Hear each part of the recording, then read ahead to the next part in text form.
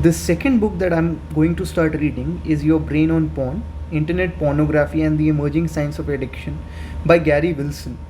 Now, the reason why I chose this book and got to know about this book was through a TEDx video of Gary Wilson that I watched, which was The Great Porn Experiment. In this video, Gary Wilson tried to explain to us the relationship between erectile dysfunction and porn and how we can get out of this particular addiction. And he also tells us the detrimental effects that porn viewing has on our brain. Now, through when I saw the TEDx video of Gary Wilson, I was deeply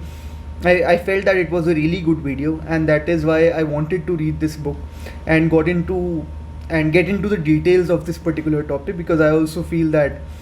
uh, porn and its addiction is something which causes a lot of detriment to individuals, such as wasting a lot of time, such as leading to certain thoughts and mindset which is detrimental for them,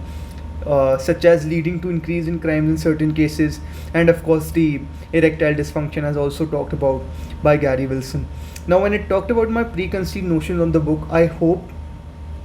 think that Gary Wilson,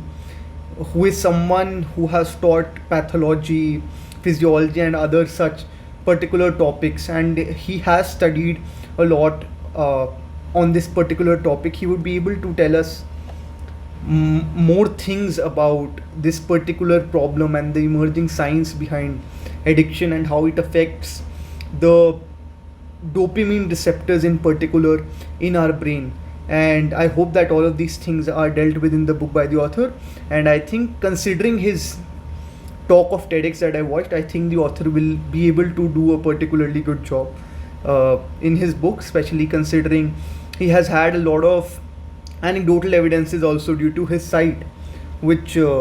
talks about your brain on porn and other such aspects. Now, what do I expect from the books? I think that we all certainly understand that we watch porn because it leads to a dopamine spike in our brain. But the aspect of how to remove this particular addiction and the exact detrimental causes, with, let's say, more of a scientific backing, is something that I expect from this book, because a lot of times nowadays